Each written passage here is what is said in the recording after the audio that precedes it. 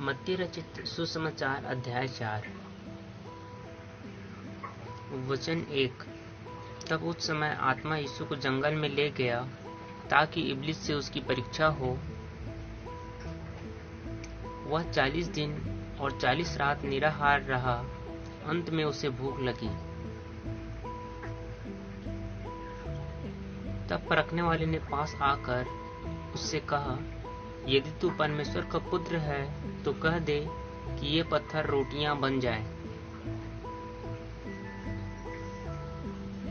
उसने उत्तर दिया कि लिखा है कि मनुष्य केवल रोटी ही से नहीं परंतु हर एक वचन से जो परमेश्वर के मुख से निकलता है जीवित रहेगा। तब इब्लिस उसे पवित्र नगर में ले गया और मंदिर के कंगूरे पर खड़ा किया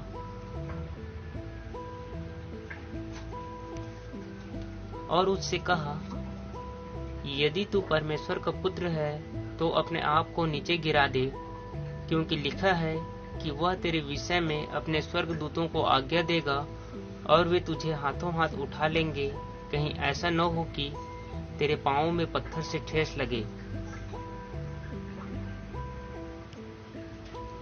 यीशु ने उससे कहा, यह भी लिखा है कि तू प्रभु अपने परमेश्वर की परीक्षा न कर। फिर शैतान उसे बहुत ऊंचे पहाड़ पर ले गया और सारे जगत के राज्य और उसका विभव दिखाकर उससे कहा कि यदि तू गिरकर मुझे प्रणाम करे तो मैं यह सब कुछ तुझे दे दूंगा। तब यीशु ने उससे कहा, हे शैतान, दूर हो जा, क्योंकि लिखा है कि तू प्रभु अपने परमेश्वर को प्रणाम कर और केवल उसी की उपासना कर। तब शैतान उसके पास से चला गया और देखो, स्वर्गदूत आकर उसकी सेवा करने लगे।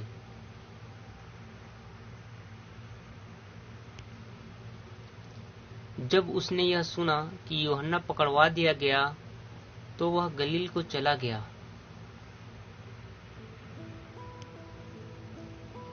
और नासरत को छोड़कर कफरनहूम में, जो झील के किनारे जबूलून और नप्ताली के देश में है, जाकर रहने लगा, ताकि जो यशायाह भविष्यद्वक्ता के द्वारा कहा गया था वह पूरा हो कि जबूलून और नप्ताली के देश, झील के मार्ग से यरदन के पार अन्य जातियों का गलील। जो लोग अंधकार में बैठे थे उन्होंने बड़ी ज्योति देखी, और जो मृत्यु के देश और छाया में बैठे थे उन पर ज्योति चमकी।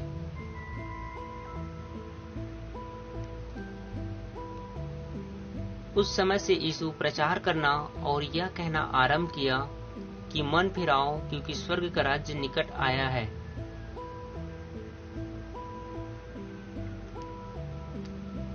उसने गलील की झील के किनारे फिरते हुए दो भाइयों अर्थात शमौन को, जो पतरस कहलाता है, और उसके भाई अंद्रियास को झील में जाल डालते देखा, क्योंकि वे मछुए थे।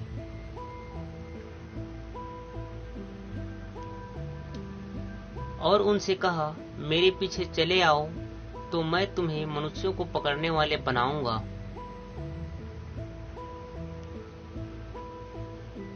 वे तुरंत जालों को छोड़कर उसके पीछे हो लिए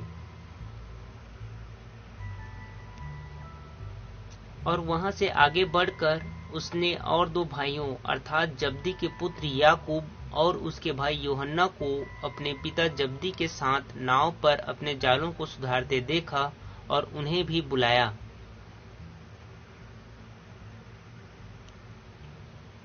वे तुरंत नाव और अपने पिता को छोड़कर उसके पीछे हो लिए और यीशु सारे गलील में फिरता हुआ उनकी सभाओं में उपदेश करता और राज्य का सुसमाचार प्रचार करता और लोगों की हर प्रकार की बीमारी और दुर्बलता को दूर करता रहा।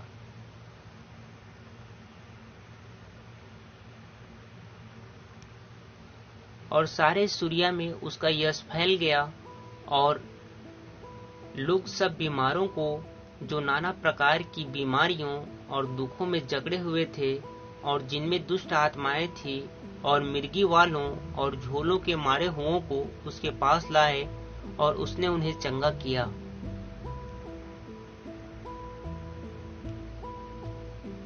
और गलील और दिकापुलिस और यरूशलेम और यहूदिया से और यरदन के पार से भीड़ की भीड़ उसके पीछे हो ली।